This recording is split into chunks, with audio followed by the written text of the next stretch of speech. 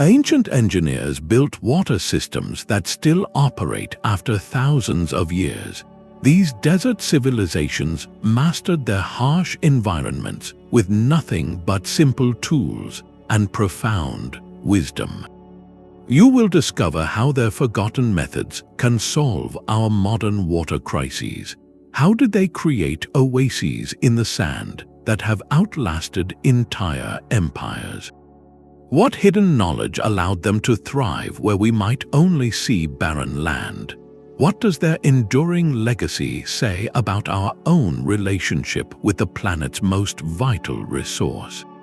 Every drop of water was a treasure in this unforgiving landscape. Survival here was not a matter of chance, but of profound knowledge. Ancient peoples learned to read the subtle language of the land, understanding things we might easily overlook. They noticed how plants grew in certain patterns, pointing to hidden moisture below. They observed the way certain rock formations could channel rare rainfall into natural basins. This was not just about finding water, it was about predicting its movement, learning to work with the desert's own rules rather than fighting against them. The very ground beneath their feet became a map, and their ability to decipher it meant the difference between a thriving settlement and a forgotten ruin. How did they begin to transform this knowledge into lasting structures? The answer lies not in complex machinery, but in a brilliant understanding of gravity and the hidden reservoirs of the Earth itself. Deep beneath the sun-scorched surface of the Iranian plateau, a hidden river flows in silence. This is not a river of rock, but of life-giving water, channeled through a brilliant invention known as the Qanat. For thousands of years, these subterranean tunnels have performed a quiet miracle, turning some of the world's most arid landscapes into flourishing centers of civilization. The genius of the Qanat lies in its elegant simplicity. It begins high in the mountains where snowmelt and rainwater seep into the earth, filling vast underground reservoirs. Ancient engineers, the Mythology, learned to tap into these hidden aquifers. They did not fight the desert, they listened to it. They would dig a mother well, sometimes plunging down over 100 meters until they struck this secret sea. From there, they engineered a gently sloping tunnel carved backward for miles toward their settlement. This precise, almost imperceptible slope is what makes the system work. Relying solely on gravity, the water begins its long, slow journey from the mountains to the plains, all while protected from the evaporating heat of the desert sun. But how did they maintain such an intricate, buried network? The answer reveals another layer of their foresight. At regular intervals, the Mythology dug vertical shafts down to the main tunnel. These were not for drawing water, but for people. The Mythology would descend these dark, narrow passages to clear blockages and repair walls, ensuring the lifeblood of their civilization never stopped flowing. This was a profession passed from father to son, a lifetime of dangerous work in the Earth's embrace, all for the survival of the community above. Because of their sacrifice and skill, Persia blossomed.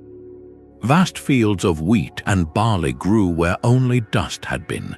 Cities like Persepolis rose, their grandeur sustained by this invisible, engineered river. The Qanat did not just deliver water, it built empires. It is a testament to human perseverance and geometric precision, a hidden masterpiece of engineering that still quenches the land today. While the Qanats of Persia worked in hidden silence, another civilization was carving its water temples right into the open earth. Journey to the arid plains of India, where the sun's heat is as relentless as the thirst of the land. Here, the answer to survival was not to go deeper underground, but to build downward from the surface in a breathtaking display of artistry and community. These are the stepwells known as baolis or valves, and they are far more than mere reservoirs. They are subterranean palaces dedicated to water itself. To enter one is to descend into another world. A grand, symmetrical staircase fans out, leading you past tier upon tier of carved pillars and shaded galleries. drawing you ever closer to the shimmering pool at the very bottom. This architectural marvel was born from a brilliant understanding of nature's cycles. The water table in these regions could rise and fall dramatically between the monsoon rains and the dry season. A simple well would become inaccessible, its life-giving water retreating beyond reach. But the stepwell's cascading stairs ensured that no matter how far the water level dropped, people could always walk down to meet it. The steps made the water's fluctuation a manageable part of life, not a crisis. Yet their function was only the beginning. In the scorching summer heat, the temperature at the bottom of a stepwell could be many degrees cooler than the surface air. These structures became vital community centers, natural gathering places where people could escape the oppressive sun. Travelers would rest here, merchants would exchange news, and local women would socialize while collecting water for their households. The walls surrounding them were not plain stone. They were adorned with intricate sculptures of deities, mythological scenes, and geometric patterns, transforming the entire space into a place of worship and cultural reflection. The stepwell was a holistic sanctuary where the practical need for water was seamlessly woven together with spiritual devotion, artistic expression, and social life. It stands as a powerful reminder that for these ancient engineers, survival was not just about utility. It was about creating beauty and community around the most precious resource of all. But even these masterpieces of engineering could not match the sheer audacity of a city carved directly into a desert canyon. In the rose-red stone of southern Jordan, the Nabateans built their capital, Petra, a place where water was not just found but commanded.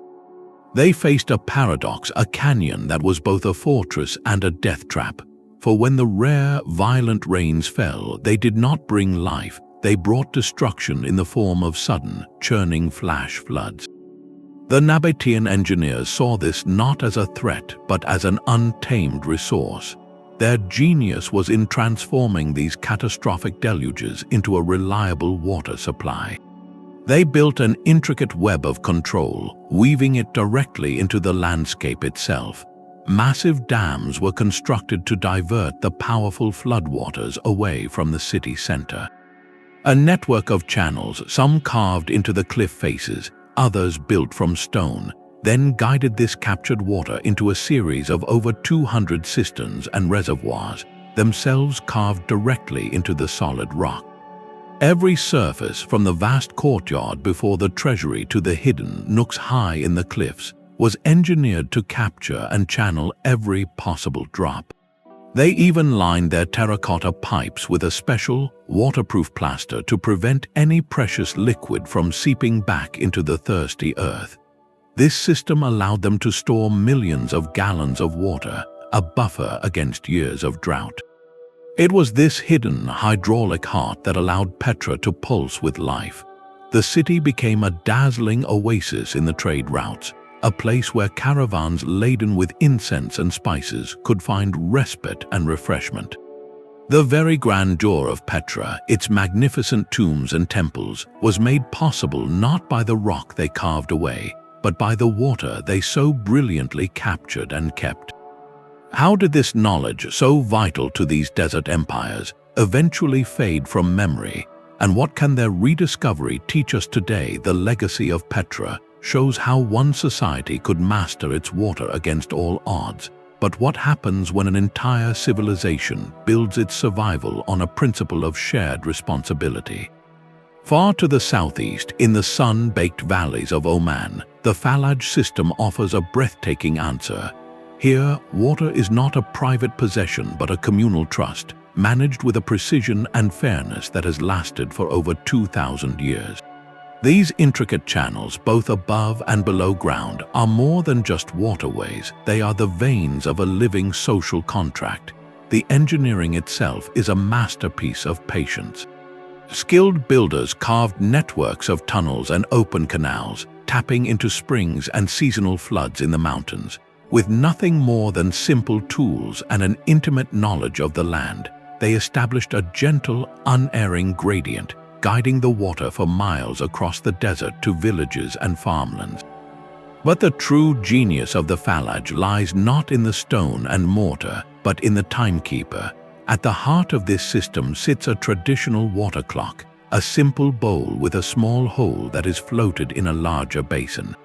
As the bowl fills and sinks, it measures out fixed time units. Each farmer's share of the water is not measured in volume, but in minutes and hours. A community-appointed guardian oversees this sacred schedule, ensuring that every plot of land, from the largest to the most modest, receives its fair allotment.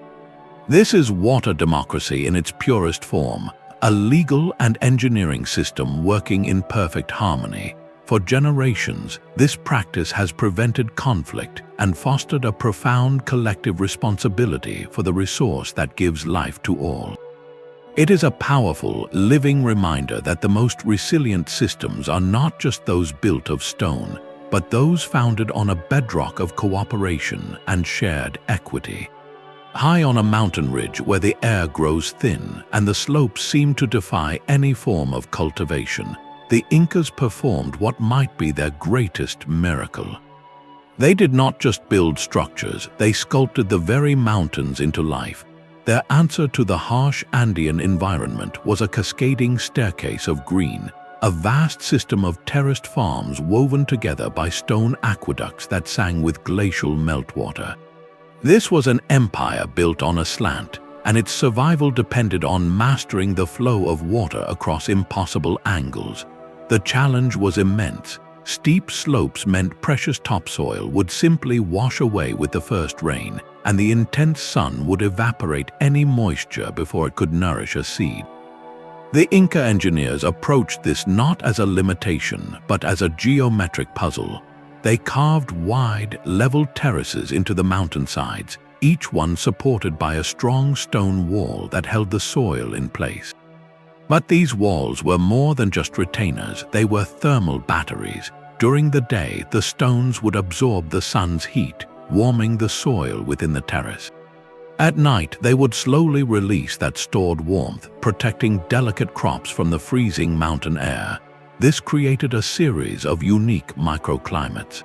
On a single mountainside, different altitudes and terrace orientations could support a stunning variety of crops, from potatoes and quinoa at the higher, cooler levels to maize and fruit in the warmer valleys below. The true genius, however, flowed through the stone channels that traced the contours of the land. These aqueducts were meticulously engineered to capture meltwater from high glaciers and direct it with a gentle, unwavering slope to every single terrace. The water did not rush down, it was guided, shared, and made to linger. It would enter a terrace, soak the soil, and then trickle out through cleverly placed channels to the level below, ensuring nothing was wasted. This constant, managed flow prevented the destructive erosion that would have otherwise scarred the mountain, while keeping the soil perfectly hydrated. The Incas were not fighting the mountain, they were collaborating with it, using a profound observation of nature to turn a vertical world into a verdant, productive landscape. Their work stands as a timeless lesson in adaptation, showing us that the most resilient designs are those that listen to the land and work with its gradients, not against them. These ancient builders possessed a secret weapon, an intimate knowledge of the very bones of the earth.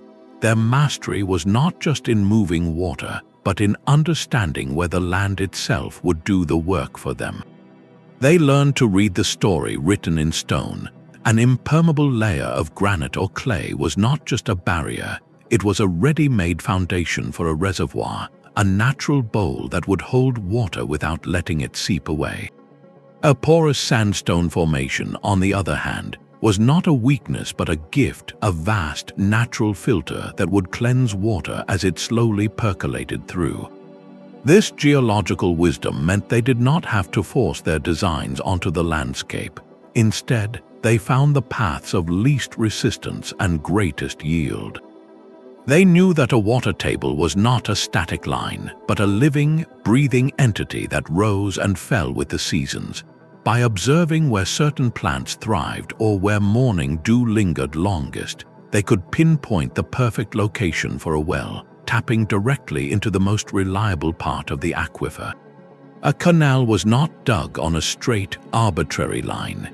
It was carefully routed to follow the natural contours of the land, using gravity's gentle pull to guide the water while minimizing erosion. What looks to us like a simple trench was in fact the result of generations of accumulated observation. They understood that the earth was not an enemy to be conquered, but a partner in a delicate dance. Every rock layer, every soil type, every subtle slope was a piece of a puzzle they had learned to solve. Their legacy whispers a crucial lesson to our modern world, where we so often try to bend nature to our will with concrete and steel. True sustainability does not begin with advanced technology. It begins with this deep, humble respect for the landscape's own hidden rhythms and the patience to listen to what the earth is already trying to tell us. It is one thing to design a brilliant water channel, and another entirely to ensure it serves an entire community for generations. The true strength of these ancient systems lay not only in their stonework but in their social fabric. A network of canals and qanats is useless without the collective will to maintain it and the equitable principles to share its gift. This required an intricate, often sacred, framework of cooperation. In societies across the ancient world, the management of water was a cornerstone of civic life. It demanded a shared understanding that the survival of one depended on the well-being of all. This gave rise to some of humanity's earliest forms of organized governance. A community would appoint a water master, a trusted individual whose duty was to oversee the distribution of this life-giving resource according to time-honored rules. In the oasis settlement sustained by the Falaj, this guardian would consult a simple water clock, allocating specific time slots to each farmer. A family's share was not measured in gallons, but in minutes and hours of flow. This practice transformed a physical resource into a scheduled, predictable commodity, preventing disputes before they could even begin.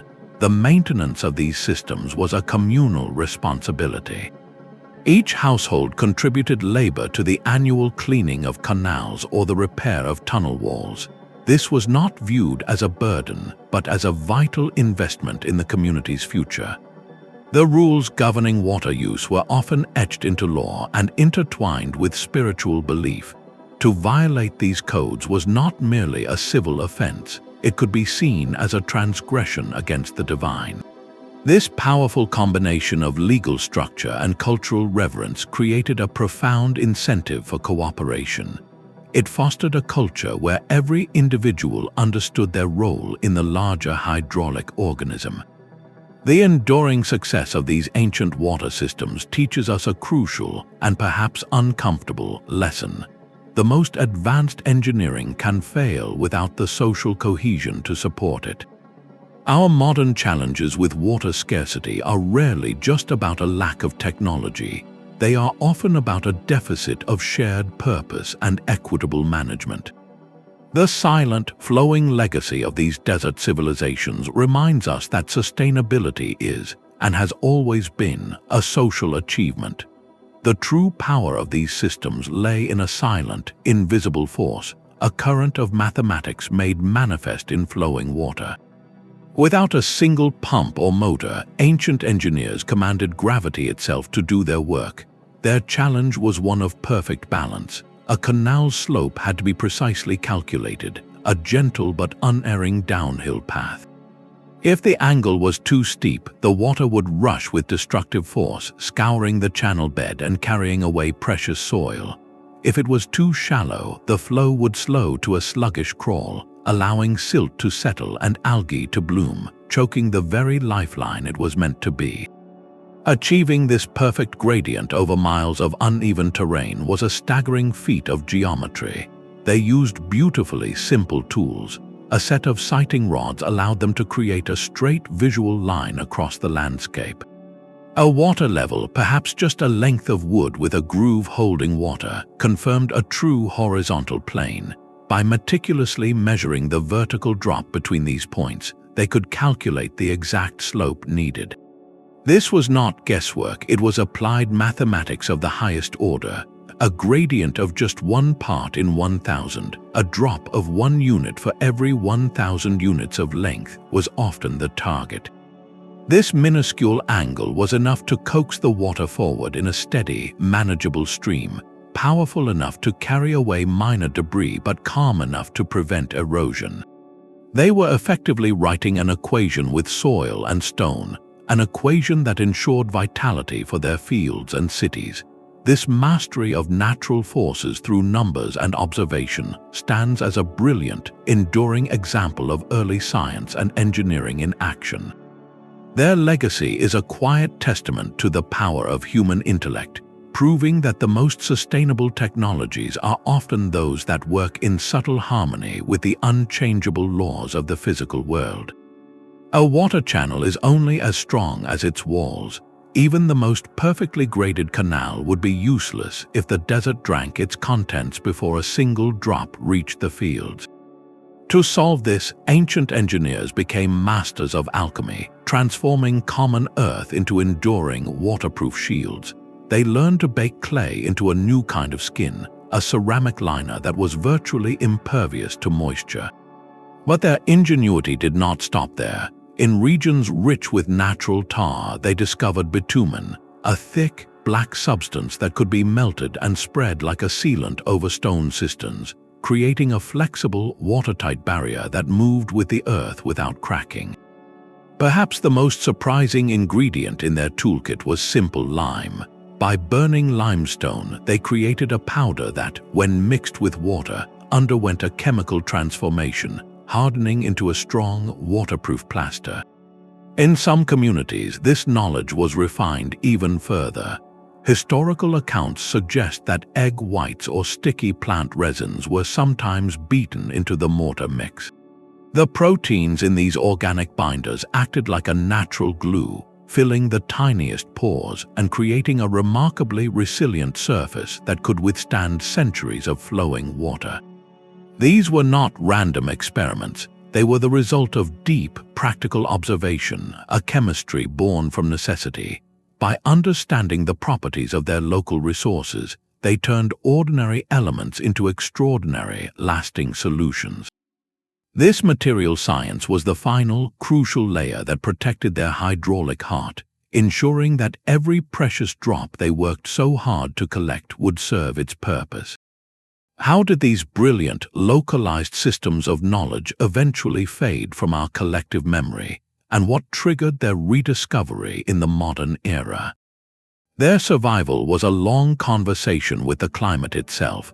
While we often see ancient peoples as victims of their environment, these desert civilizations were its most astute students, pioneering strategies for resilience that feel startlingly modern. They understood that their world was not static, but a cycle of feast and famine, of violent downpours and prolonged silence. Their entire approach to water was built around this fundamental uncertainty. They did not just build for the average year, they engineered for the worst one. This meant creating systems with built-in backups. A city might rely not on a single qanat, but on a network of them, tapping different aquifers so that if one failed, others could sustain the population.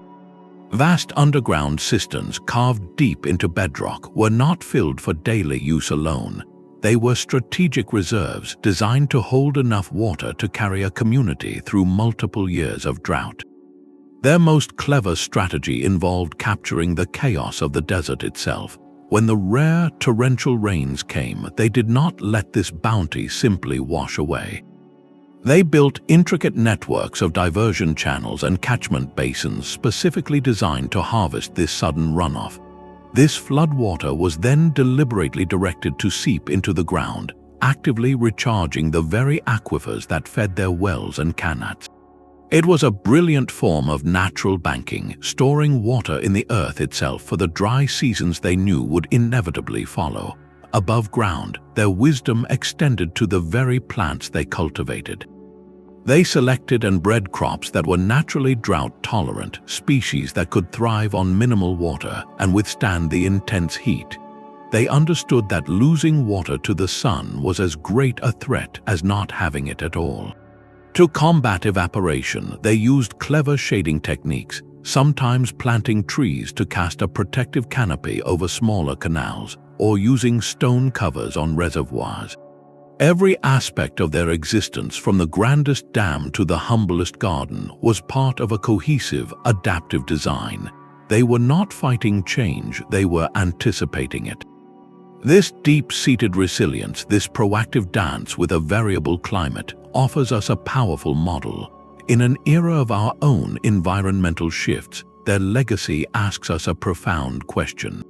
Are we building systems that resist change, or are we designing as they did to absorb it, to flow with the inevitable rhythms of the planet? But the stone and clay that formed these systems were only part of their strength. The water flowing through them was seen as something alive, a sacred gift that demanded reverence as much as it required engineering. Across these civilizations, water was not a commodity, it was a divine entity. The Persians revered Anahita, the goddess of all waters, whose blessings were sought for the qanats.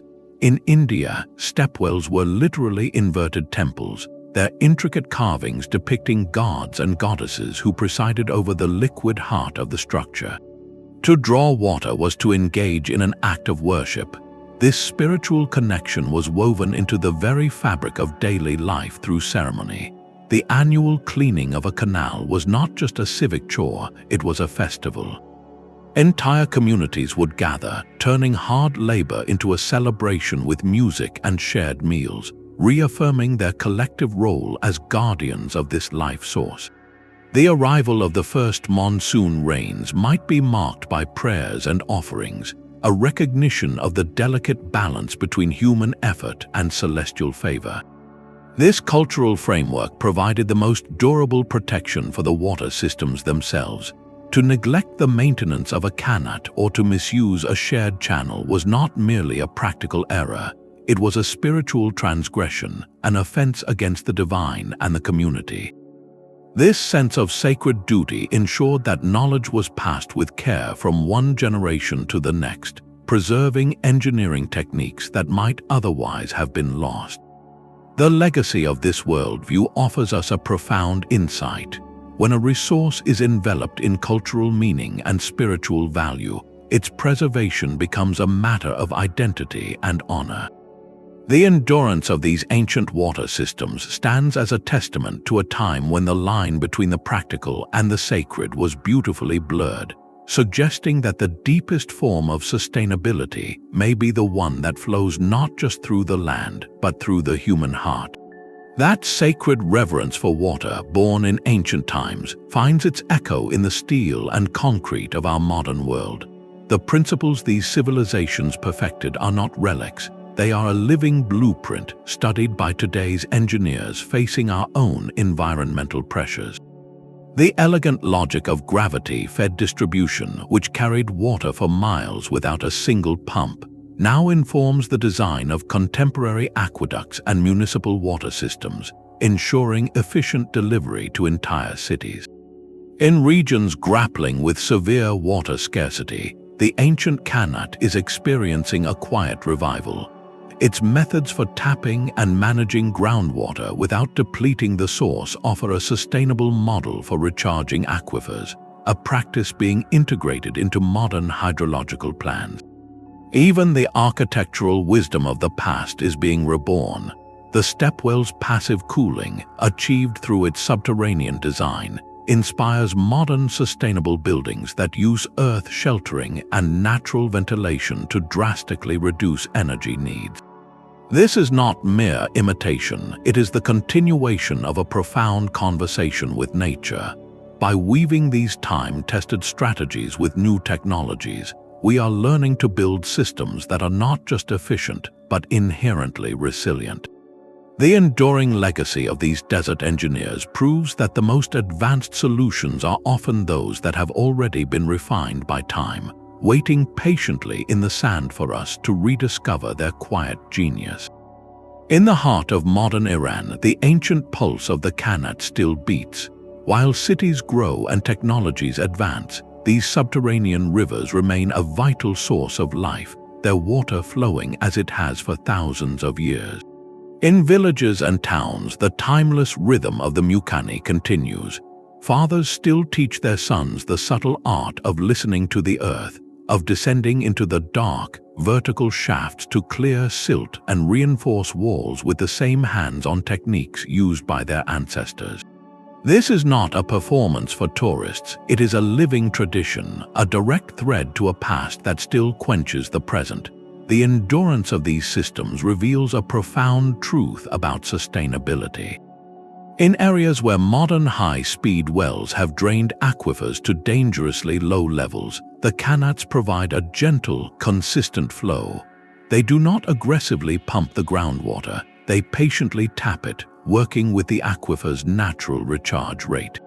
This slower, more respectful extraction creates a stable water table, ensuring the resource remains for future generations. Beyond their practical function, these channels have become unexpected sanctuaries for life.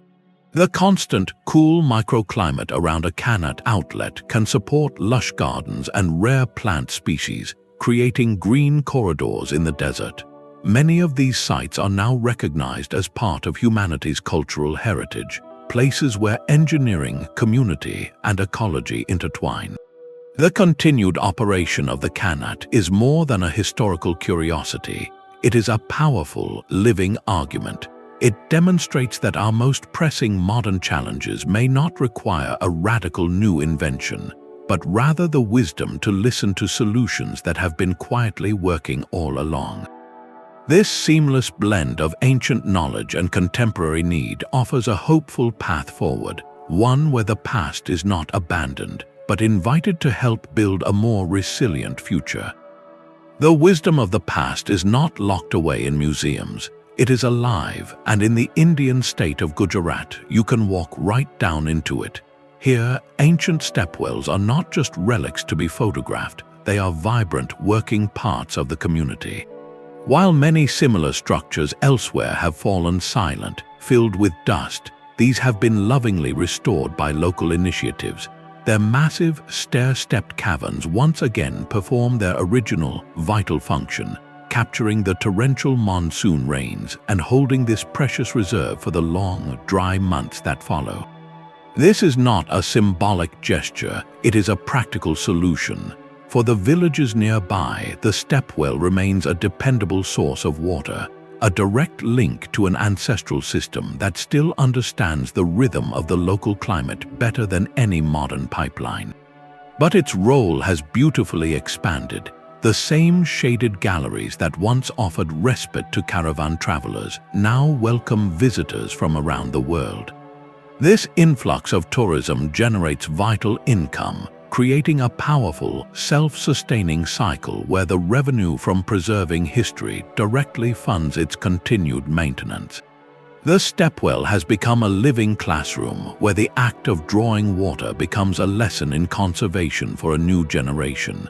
This dual identity, as both essential infrastructure and a celebrated cultural icon, reveals a profound blueprint for the future.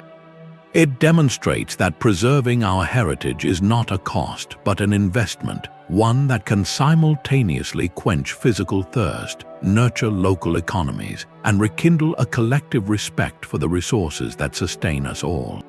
The true test of any water system was not just in its flow, but in the fields it fed. This reliable irrigation transformed barren stretches into lush, productive farmland, enabling agriculture on a scale that could sustain entire cities.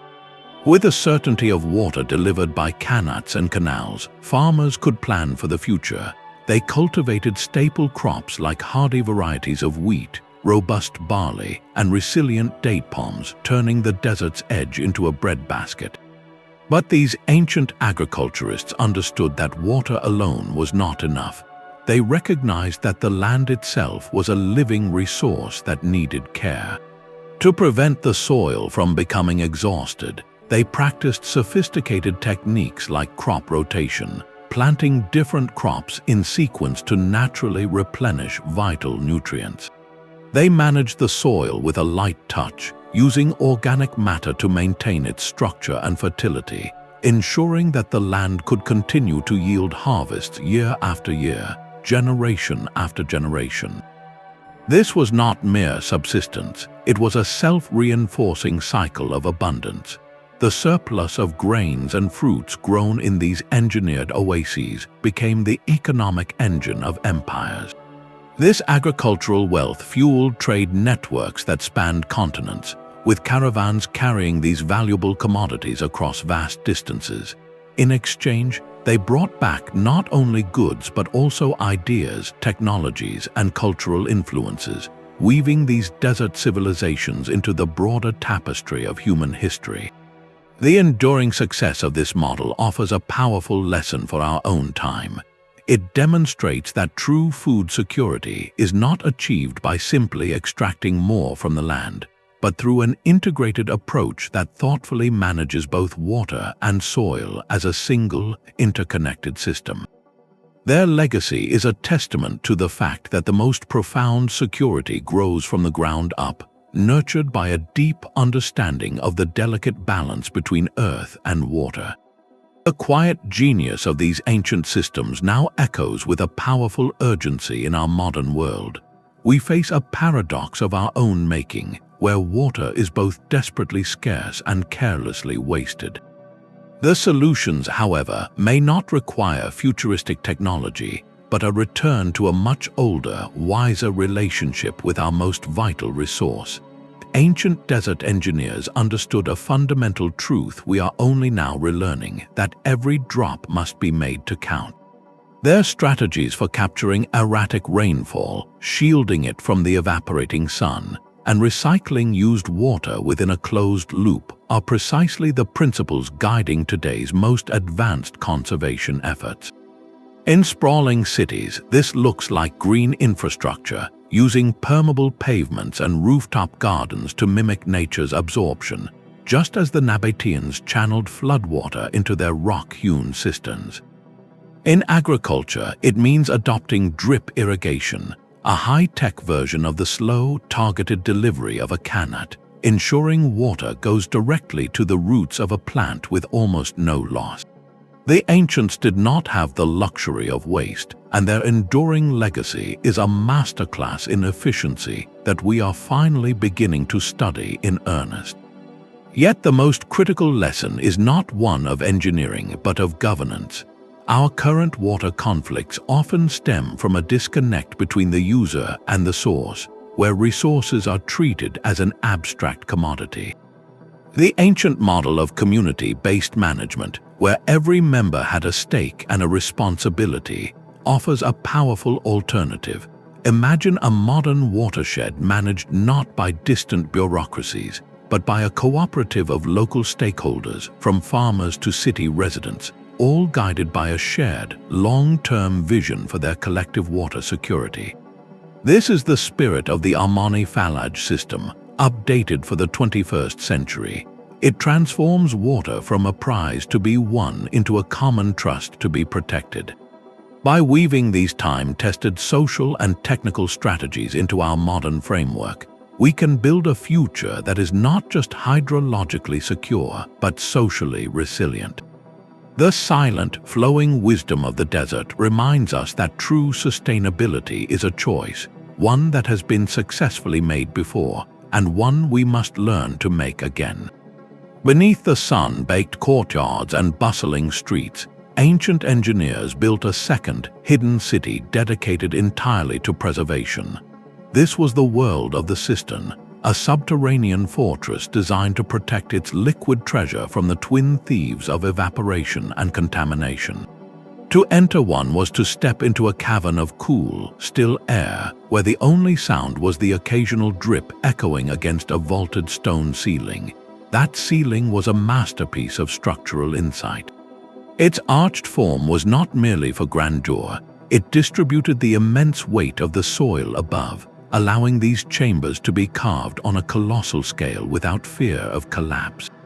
Ingenious ventilation shafts, often disguised as simple wells, pierced the surface, creating a constant, gentle flow of air that swept away stagnation and kept the water remarkably fresh for months, even years. Some of these reservoirs were so vast they could hold a supply sufficient for an entire city's population through multiple dry seasons. Constructing such a space demanded more than just digging a hole. It required precise masonry, with each stone carefully shaped and set to withstand the relentless, pressing force of the surrounding earth. The walls were then sealed with layer upon layer of waterproof plaster, a chemical shield painstakingly mixed from lime and local clays. This was applied with a craftsman's care, creating a seamless, impermeable skin that prevented any precious drop from seeping back into the greedy ground. This entire endeavor reveals a sophisticated, almost intuitive grasp of principles we now call hydrostatics and materials science. They understood how water exerts pressure, how to channel forces through archways, and how to manipulate simple elements to create enduring barriers. Their focus on this hidden storage was a profound acknowledgement of climate's volatility. It was not enough to simply capture water. You had to build a sanctuary for it, a silent, dark, and cool refuge where time itself seemed to stand still, waiting to deliver life back to the world above when it was needed most. The desert's greatest secret was not hidden in the sand, but carried along its bustling trade routes. As camel caravans moved silks and spices between empires, they also transported something far more precious: the blueprints for survival. Knowledge of hydraulic engineering became a silent, vital cargo, passed from one civilization to the next. A merchant from Persia might share the principles of the Qanat with an oasis trader in the Sahara, who would then adapt its design to the unique geology of North Africa. From there, the concept traveled across the Mediterranean, where it was refined by engineers in Spain into what they called the Viaje de Agua, the water journeys. This was not a simple act of copying. It was a process of creative adaptation. Each culture encountered different challenges, different soils, and different water sources. They would observe the core idea, the gently sloping underground tunnel, and then innovate. Some communities built longer channels to reach deeper aquifers, while others developed specialized tools for maintaining the shafts in their particular terrain. This cross-pollination of ideas led to a beautiful diversity of solutions, all born from a single, brilliant seed. The result of this sharing was the flourishing of oasis cities along these varied trade routes. A caravan could only travel as far as its next water source, so settlements with reliable, engineered water systems became the indispensable hubs of global commerce. Cities like Samarkand and Palmyra did not just have water, they were built because of it, their wealth and power directly flowing from their ability to quench the thirst of travelers and their goods. This historical exchange stands as a powerful testament to a forgotten truth. Our greatest challenges, like water scarcity, are rarely solved in isolation. The rapid spread and improvement of water management technology across continents shows us that when knowledge is allowed to flow freely across borders, it can irrigate the minds of an entire era, accelerating innovation for the common good of all humanity. The desert wind did not just whisper of sand, it carried the names of gods. For the people who built these enduring water systems, every flowing spring and every life-giving downpour was a divine gift, a direct act of favor from powerful, unseen beings. The Persians revered Anahita, the luminous goddess of all waters, whose blessings were thought to flow directly into the veins of their qanats. In the myths of the Nabateans, the powerful god Dashara was believed to command the very storms that filled the cisterns of Petra. These were not just stories to entertain, they were the foundational frameworks of understanding. A culture living in an arid land would witness a spring bubbling miraculously from barren rock and ask a fundamental question. Why here? The answer was not found in geology textbooks, but in epic tales of a benevolent deity striking the ground with a staff, or a celestial being weeping tears of joy that became the first river. These myths embedded crucial hydraulic knowledge within a memorable, sacred narrative. The legend itself became a map, preserving the location and significance of a vital water source for generations who could not read or write. Rituals evolved around this deep-seated belief. An annual ceremony to clean a communal cistern was not seen as mere maintenance. It was an act of devotion, a necessary offering to please the water spirit residing within. To neglect this duty was to risk divine displeasure, which manifested not as abstract punishment, but as a very real and terrifying drought. This spiritual incentive ensured the community worked together to preserve the system that sustained them all. The stories of these deities served as the ultimate educational tool, a way to pass down the non-negotiable rules of survival in a compelling, unforgettable form. A child listening to the tale of a water goddess would learn why it was forbidden to pollute a well, or why certain trees were left to shade a canal, all within the context of a captivating myth. This fusion of the spiritual and the practical created a powerful cultural safeguard, ensuring that the wisdom of water management was woven into the very identity of the people. It reveals a profound truth about our ancestors. They understood that to protect a resource, you must first teach people to love it, to see it not as a commodity, but as a sacred trust. High above the shifting dunes, a new kind of vision is uncovering what was lost. Modern archaeologists are no longer limited to shovels and brushes. They now employ the quiet gaze of satellites and the silent pulse of ground-penetrating radar to see through layers of sand and time. These technologies reveal the ghostly outlines of a civilization's circulatory system, tracing the faint, straight lines of buried Qanat tunnels and the geometric shadows of filled-in reservoirs that are completely invisible from the ground. This is a non-invasive form of time travel, allowing researchers to map entire hydraulic networks without moving a single grain of earth. But the true magic happens when the digital map is confirmed by physical discovery. Careful excavations at these sites then bring the story to life, unearthing the very tools used by the Myukani, their stone channels still aligned with perfect gradient, and their plaster-lined cisterns holding the memory of water. Each find is a piece of a puzzle, telling a more complete story of past hydrological prowess.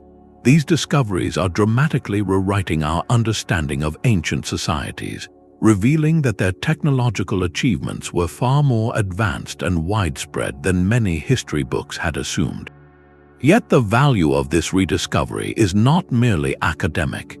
The precise layouts and construction methods of these ancient networks are providing a practical blueprint for restoring degraded water systems in the very same regions today. Engineers can study how a 2,000-year-old channel prevented erosion or how a specific mortar mix created a lasting seal, applying these tested solutions to modern water loss problems. To hold a tool that last touched water in the Age of Empires is to feel a direct, tangible link to that ancestral ingenuity. It connects our current search for sustainability with a proven path that has been waiting patiently beneath our feet, offering not just a lesson from the past, but a partner for the future. That same desert wind now blows across a vastly different world, yet the fundamental challenge of water security remains. Ancient civilizations and our modern global society are bound by a shared dilemma, navigating the delicate balance between human need and a finite resource. Both face the undeniable reality of climate variability, where long periods of stability are punctuated by unexpected shifts, whether a decade-long drought for a Mesopotamian city or altered rainfall patterns for a 21st-century metropolis. Both must answer to the pressures of a growing population, each new mouth requiring its share of the communal well. The core question of who gets water and how much has echoed from the council meetings of Omani Falaj guardians to the boardrooms of today's water authorities. The critical difference, however, lies not in the problem but in the philosophy of the solution. Ancient systems were inherently designed for the long view. A qanat, by its very nature, cannot rapidly deplete an aquifer. Its slow, gravity-fed flow is tied to the groundwater's natural recharge rate, a built-in check against overuse. Their social models treated water as a common trust, with distribution rules focused on equity and collective survival across generations. Our modern paradigm, for all its technological power, has often leaned toward extraction and short-term efficiency. We drill deeper wells with powerful pumps, capable of drawing down aquifers in years that took millennia to form. We have engineered rivers to flow on command, but sometimes at the expense of the ecosystems they once sustained. This is not a condemnation of progress, but a crucial observation. The past offers us a mirror, reflecting a path where sustainability was not an afterthought, but the foundational principle. By studying how these civilizations avoided collapse through foresight and cooperative management, we can recalibrate our own approach. Their legacy encourages a shift from seeing water as a commodity to be extracted to understanding it as a system to be nurtured. This historical perspective is not about abandoning our technology, but about enriching it with ancient wisdom, guiding us toward a future where water security is planned for not just the next fiscal quarter, but for the next 7 generations. A simple water channel became a canvas for the divine. These ancient builders understood that a structure's beauty was not a separate feature, but an essential part of its function. A stepwell adorned with hundreds of intricate carvings did more than hold water. It transformed the daily chore of collection into a spiritual and sensory experience. The symmetrical descent past sculpted deities and mythological scenes was a deliberate journey, grounding the individual in their culture's values with every step they took toward the water's surface. This was architecture that spoke to the soul. The precise geometric patterns etched into a canal's edge or the rhythmic repetition of arches in an aqueduct were not arbitrary. They created a visual harmony that mirrored the steady, reliable flow of the water itself. This marriage of form and function reveals a profound cultural belief that a life-sustaining resource deserved to be housed in something worthy of its importance. The result was a public space that elevated the community's spirit. A plaza centered around an ornately carved fountain was not just a place to drink. It was a hub of social life, a testament to civic pride, and a daily reminder of the civilization's artistic and engineering prowess. Why invest such incredible effort in ornamenting a purely practical structure? The answer lies in a holistic worldview that saw no distinction between the needs of the body and the longings of the spirit. For these cultures, to create something useful was an opportunity to create something meaningful. The beauty of the structure honored the water, and in turn, the water gave life to the beauty. This seamless integration challenges our modern, often siloed, approach to infrastructure. It suggests that the most enduring legacies are those that address our deepest human needs for both function and inspiration, leaving behind not just feats of engineering, but profound works of art. Behind the grand aqueducts and community councils was another, quieter layer of management, one that flowed through the daily rhythms of life. In countless desert households, the responsibility for water rested on the shoulders of women. Their role was not a minor task, but a foundational pillar of survival. Each day began with a journey to the well or the stepwell, a trek that required more than physical strength. It demanded a deep, intimate knowledge of the land. These women knew which springs ran sweetest after a rain, which storage jars kept water coolest, and how to purify it using natural methods passed down through generations. This was not a chore performed in isolation, but a social ritual. As they gathered, they exchanged vital information, sharing news of a drying stream or a newly cleaned cistern, weaving a living network of hydrological awareness that supported the entire community. This daily, hands-on relationship with water made women the primary custodians of its practical wisdom, the first to notice changes in its quality or quantity that might signal a larger problem for the engineers and leaders to address. In some societies, this essential role was formally recognized.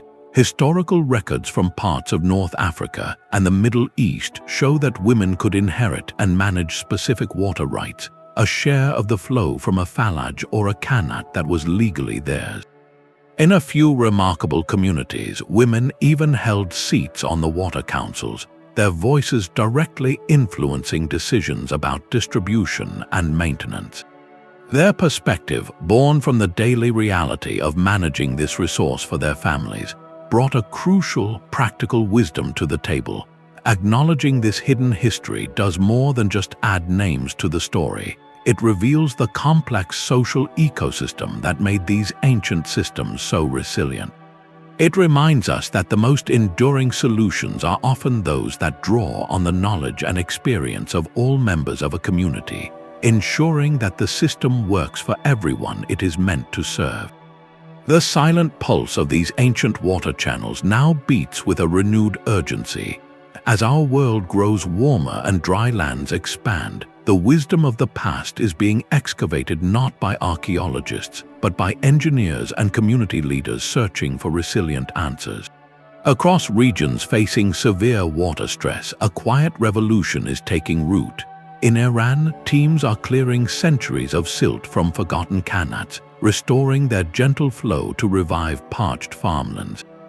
In India, local initiatives are meticulously repairing the carved stone steps of ancient baolis, turning them back into functional rainwater harvesting structures that buffer villages against unpredictable monsoons.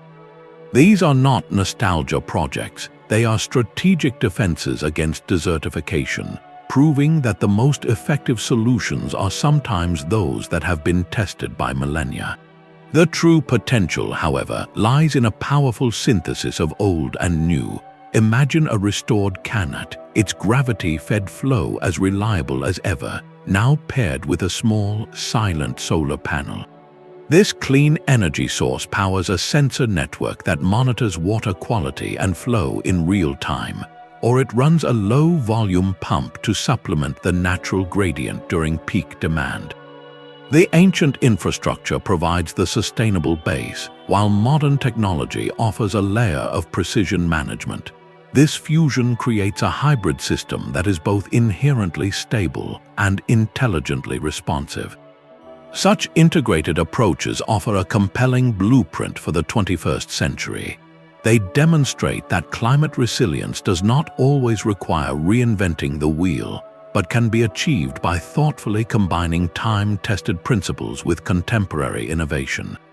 The legacy of the Mukani and the Stepwell architects is more than a historical curiosity.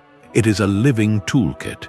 It guides us toward a future where water security is built not on brute force extraction, but on a deep, cooperative partnership with the logic of the earth itself. From the silent qanats of Persia to the ornate stepwells of India, these ancient water systems are far more than historical footnotes. They stand as enduring monuments to human creativity and resilience, masterpieces carved not from conquest but from deep cooperation with the natural world. These engineers of the desert did not possess complex machinery or digital models. They worked with simple tools and profound wisdom, observing the subtle language of the earth and listening to its hidden rhythms. Their legacy is a powerful testament to the value of sustainability, not as a modern buzzword, but as a foundational principle for survival. It was a philosophy built on community, where water was a shared trust to be managed equitably, and on a humble partnership with nature, working with its gradients and cycles rather than forcing a new order upon it. As we navigate our own era of water scarcity and environmental change, we can draw profound inspiration from their achievements. The solutions to our most pressing challenges may not require a technological revolution, but a rediscovery of this ancient, holistic perspective. Their ingenuity serves as a timeless reminder that the secrets to a secure and equitable future are often waiting for us, quietly flowing in the lessons of the past.